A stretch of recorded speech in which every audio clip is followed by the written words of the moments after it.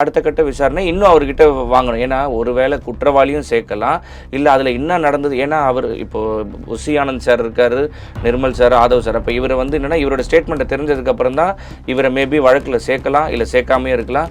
இல்லை இதில் யாரோடைய ஈடுபாடு இருந்திருக்குன்றத அது புலனாய்வுத்துறை விசாரிச்சுட்டு ஆஃப்டர் தட் கோர்ட்டில் சப்மிட் பண்ணுவாங்க.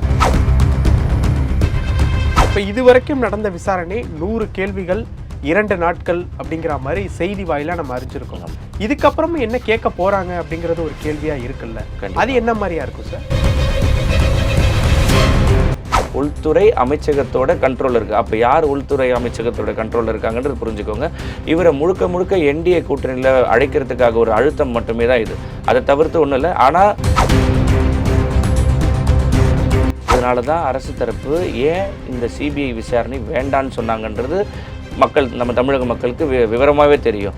இதில் யார் எந்த ஒரு முக்கியமான புள்ளி இன்வால்வ் ஆகிருப்பாங்கன்றது சிபிஐ விசாரணையில் ஆதாரத்தோடு இருக்கும்போது பட்சத்தில் முக்கியமான நபரை, ஆளுங்கட்சியை சார்ந்த நபரை, முக்கிய நபர் மாட்டுவார் என்பது உறுதி. சிபிஐ புலனாய்வு என்னென்னா எல்லாரோட ஸ்டேட்மெண்ட் பார்ப்பாங்க. என்னென்னா இவங்க தான் ஒருங்கிணைப்பு குழு, இவங்க தான் ஏற்பாடு பண்ணுறாங்க. இந்த கூட்டம் இங்கே நடத்துகிறோம், பர்மிஷன் வாங்குறதுலேருந்து கொள்றதுலேருந்து எல்லாமே யாருன்னா இந்த நிர்வாகிகள் தான் பண்ணுறாங்க. புஷி ஆனந்த், ஆதவ் அர்ஜுனா சார், இப்போ இவங்கள தான் பண்ணுறாங்க.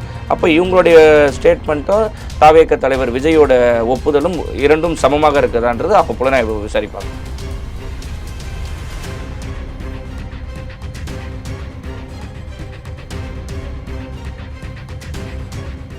ரியல் ஒன் நேயர்களுக்கு வணக்கம். இன்று நம்மளுடைய நேர்காணலுக்கு வழக்கறிஞர் திரு ராஜேஷ் அவர்கள் இணைஞ்சிருக்காங்க. சார் வணக்கம். வணக்கம். எப்படி சார் இருக்கீங்க? நல்லா இருக்கேன். நீங்கள் எப்படி இருக்கீங்க? நல்லா இருக்கேன் சார். சார் தற்பொழுது டெல்லியில் சிபிஐ விசாரணை முடிச்சுட்டு தாவேகா தலைவர் திரு விஜய் அவர்கள் வந்திருக்காங்க.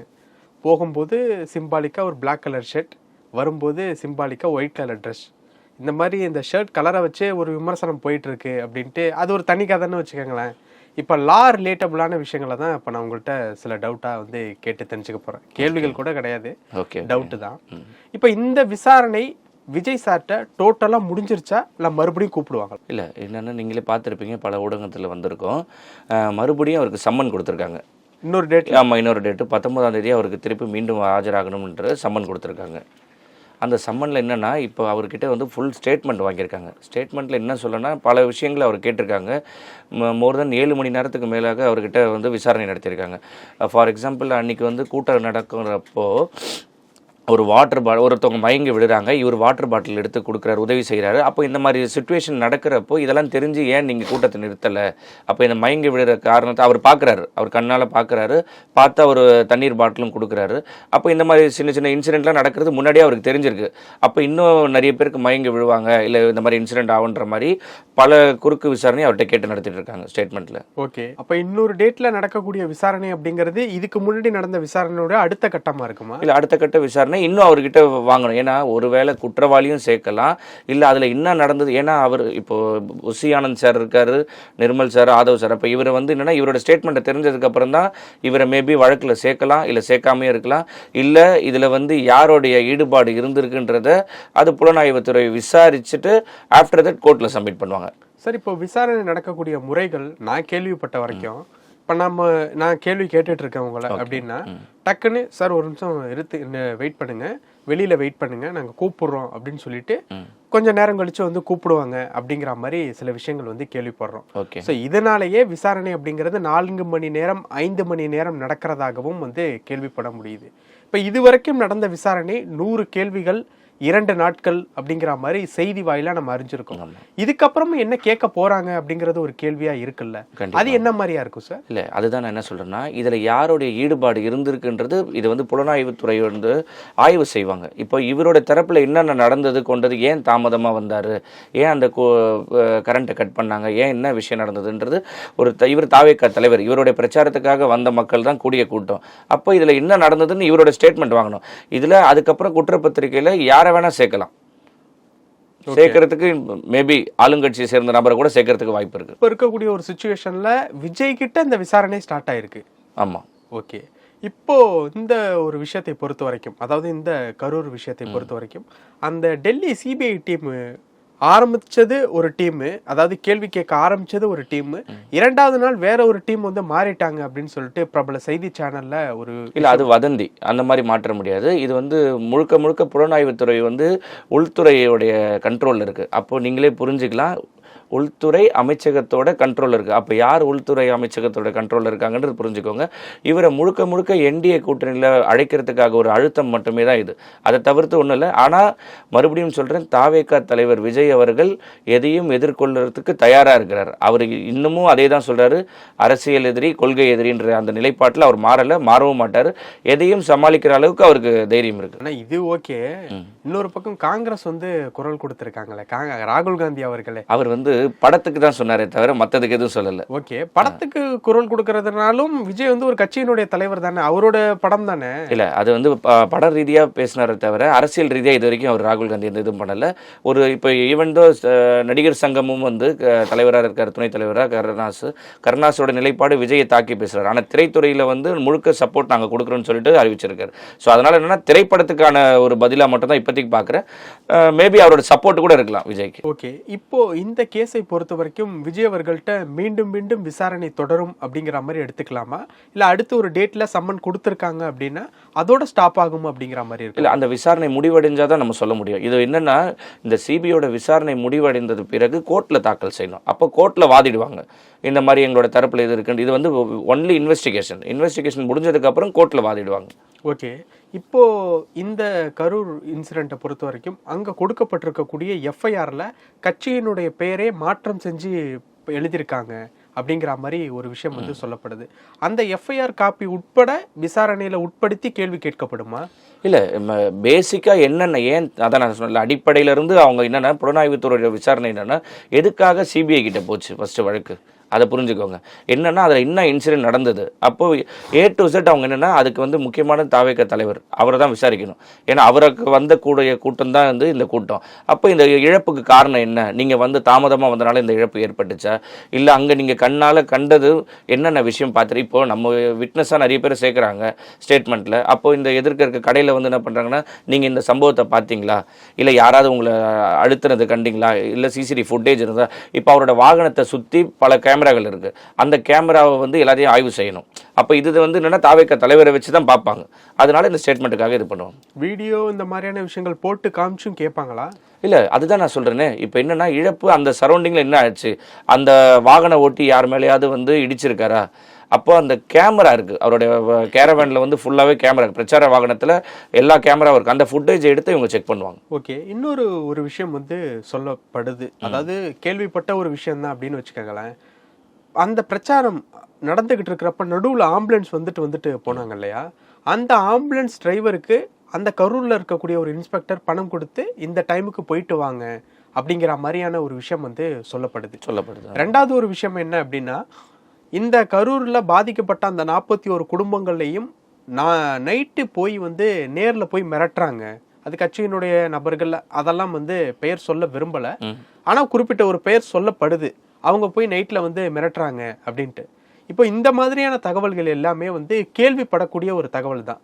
ஆனால் இப்போ இந்த நைட்டில் போய் மிரட்டுறாங்க அப்படிங்கிறதுக்கு உண்டான ஆதாரம் என்கிட்ட இருக்கு அப்படின்னு நிர்மல்குமார் அவர்கள் வந்து சொல்லியிருக்காங்க. ஸோ இந்த மாதிரியான விஷயங்களும் வந்து விசாரணைக்கு உட்படுத்தப்படுமா? அதனால தான் அரசு தரப்பு ஏன் இந்த சிபிஐ விசாரணை வேண்டான்னு சொன்னாங்கன்றது நம்ம தமிழக மக்களுக்கு விவரமாகவே தெரியும்.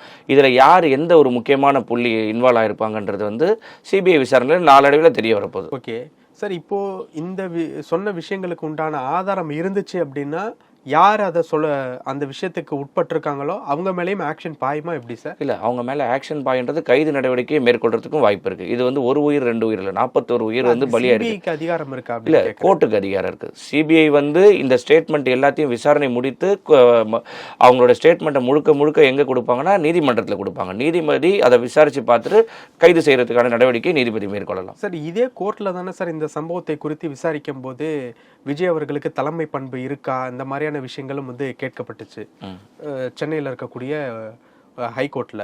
கண்டிப்பா. அப்போ அது நீதியரசர் ஒருத்தவர் இல்ல நீதியரசர் கேட்டாரு, சொல்லுங்க. அப்ப அங்கேயுமே இது வந்து நடந்துச்சுல. இப்ப இந்த விஷயம் சிபிஐக்கு அதிகாரம் இல்ல கோர்ட்டுக்கு போச்சு அப்படின்னா அந்த இடத்துல ஏதாவது சில விஷயங்கள் மாறுவதற்கு எதுவும் வாய்ப்பு இருக்கா? நடவடிக்கை எடுக்கணும் அப்படின்னு சொல்லி எடுக்காமல் போவதற்கு ஏதாவது சில அழுத்தங்கள், ஆளும் கட்சியினுடைய அழுத்தங்கள் அந்த மாதிரி வந்து கேட்க வர்றேன். இல்லை, நீங்கள் கேட்குற கேள்வி நல்லது. என்னன்னா, ஏன் இங்கேருந்து அங்கே மாறிடுச்சுன்னா, இது விசாரிக்கிறது யார் விசாரிப்பாங்கன்னா, தமிழக அரசு காவல்துறை, தமிழ்நாடு அரசோட கட்டுப்பாட்டில் தான் காவல்துறை இருக்குது. அப்போ இந்த காவல்துறை மேலே இவங்களுக்கு நம்பிக்கை இல்லை. ஏன் அங்கே ப்ரொடெக்ட்ஸ் கொடுக்கல? ஒரு இறந்த ஒரு பிரபல ரவுடிக்கு வந்து ஒரு இறப்பு நடக்கிறது, நாளைக்கு வந்து சடங்கு நடக்க போகுதுன்னா, அதுக்கு முன்பதாகவே ஒரு 500,000 கணக்கான காவல்துறையை வந்து ஈடுபடுத்துகிறாங்க. இவர் ஒரு ஸ்டார், இவரை பார்க்கறதுக்கு பல கூட்டம் நடத்தியிருக்காரு, எல்லா இடத்துலையும் கூடுறாங்க மக்கள். அப்போ ஏன் அந்த பாதுகாப்பை கொடுக்கல? இப்போது நம்ம வந்து என்னென்னா, இது பிரச்சார கூட்டத்துக்கு வந்து நார்மல் அரசியல் புள்ளிகள் நிறைய பேர் இருக்காங்க, அவங்க ஆளுங்களை கூட்டிகிட்டு வருவாங்க. இவருக்கு அப்படி கிடையாது, இது தானாக வருகிற கூட்டம். அப்போ கட்டுக்கடங்காத கூட்டத்தை வந்து இவருக்கு வருன்றது இப்போ ஐஏஎஸ் இன்டெலிஜென்ஸ் வந்து நம்ம தகவல் கொடுப்பாங்க. என்னதான் இவங்ககிட்ட ஸ்டேட்மெண்ட் வாங்கினாலும் 10,000 பேர் 20,000 பேர்னாலும் உளவுத்துறைன்னு ஒன்று இருக்குல்ல, அப்போ உளவுத்துறையெல்லாம் யாரோட கட்டுப்பாட்டில் இருக்கு? அப்போ தமிழக அரசுக்கு அது தெரியாதா?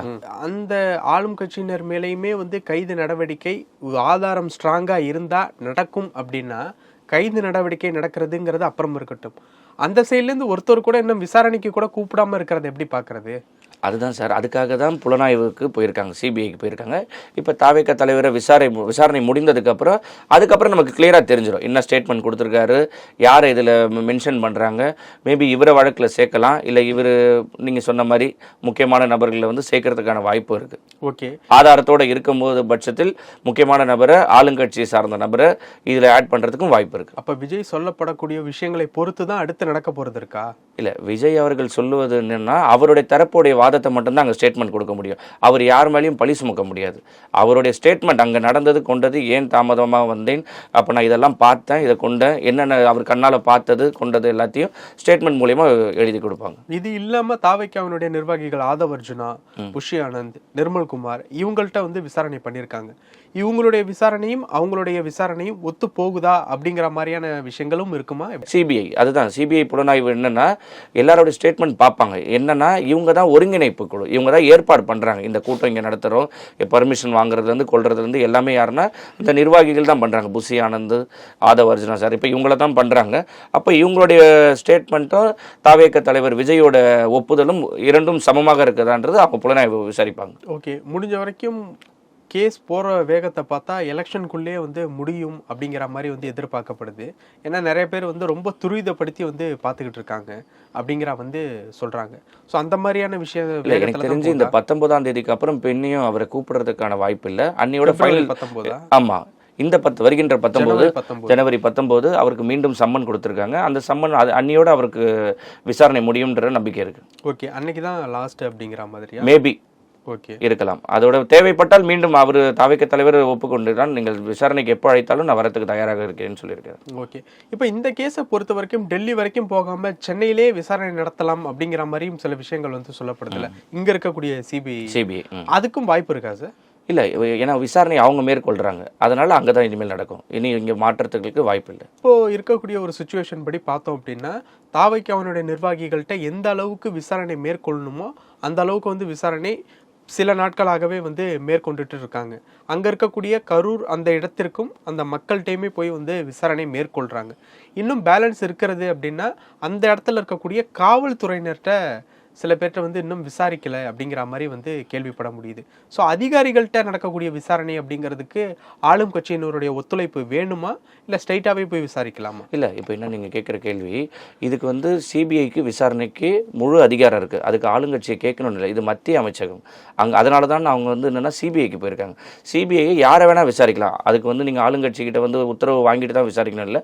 அந்த சம்பவத்தில் அன்றைக்கி யார் எஸ்பி, யார் டிசி, யார் விஓ, யார் கலெக்டர், அப்போ இவங்க அனைவரையும் விசாரணைக்கு ஏற்படுத்துறதுக்கு சிபிஐக்கு அதிகாரம் இருக்குது. ஓகே, அது அரசு அதிகாரிகளாக இருந்தாலும் சரி, யாராக இருந்தாலும், காவல்துறையாக இருந்தாலும் சரி, கலெக்டராக இருந்தாலும் சரி, விஓவாக இருந்தாலும் சரி, அதுக்கு சிபிஐக்கு ஒரு சம்மன் அனுப்புவாங்க. விசாரணை வந்து சம்மன் அனுப்பி வர வைக்கிறது. ஓகே, இப்போ நீங்கள் கலெக்டர் அப்படின்னு சொன்னோன்னு ஒரு விஷயம் ஞாபகம் வருது.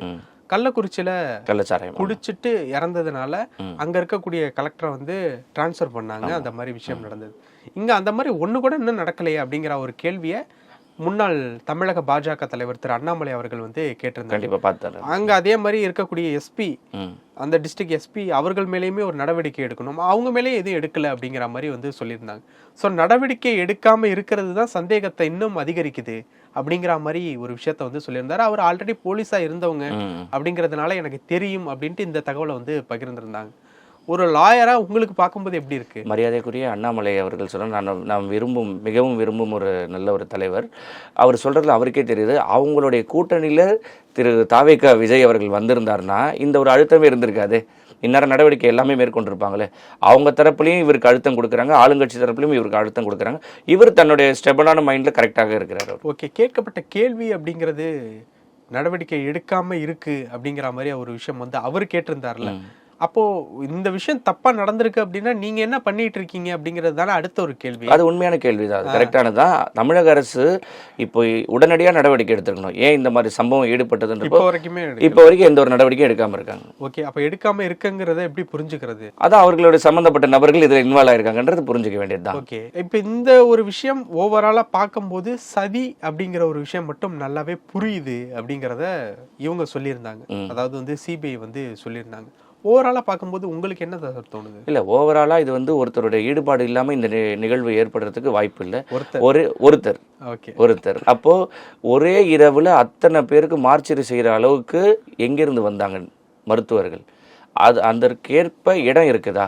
அப்போ இதெல்லாம் ஒரு கேள்விக்குறி. இது நீதிபதியும் கேள்வி கேட்டிருக்காங்க, இந்த மாதிரி விஷயமும் கேட்டிருக்காங்க. அப்போ இதில் நீங்கள் புரிஞ்சுக்கலாம், அங்கே ஏன் இத்தனை இடத்துல அவர் பிரச்சாரம் மேற்கொண்டப்போ ஒரு உயிர் பலி ஏற்படலை, இங்கே மட்டும் ஏன் இந்த மாதிரி பலி ஏற்பட்டது? இதில் ஏன் அமைச்சர்கள் இரவோடு இரவாக எல்லா அமைச்சர்களும் அங்கே வரணும், முதலமைச்சர் ஏன் வரணும்? இது எல்லாமே ஒரு விஷயந்தான். கள்ளச்சாராயத்துக்கு போய் நிற்கலாம், அத்தனை குடும்பத்தில் போய் பார்க்கலாம், அது ஏன் பார்க்கல? இங்கே மட்டும் இந்த சம்பவம் நடக்குன்றதப்போ அந்த இரவே முதலமைச்சர் வந்து நிற்கிறாரு, அமைச்சர்கள் வந்து நிற்கிறாங்க. உடனடியாக இரவுக்கு எல்லா மருத்துவர்களும் வந்து மார்ச்சரி செய்கிற அளவுக்கு ஏற்பாடு. இது நீதிபதி கேட்ட கேள்வி இது எல்லாமே. ஸோ அப்படி இருக்கிறப்போ ஒரு சதி இருக்கு அப்படின்னு சிபிஐ சொன்னது ஓரளவுக்கு உண்மை அப்படிங்கிற மாதிரி எடுத்துக்கலாமா? அதிக விரைவில் முக்கிய நபர் மாட்டுவார் என்பது உறுதி. ஆனா சதி உண்மைன்றது புலனாய்வு சிபிஐ சொன்னது உண்மை. சதி செய்து இது நிகழ்வு ஏற்பட்டது. பல விஷயங்கள் பேசணும். நேரத்துக்கு ரொம்ப நன்றி. நன்றி.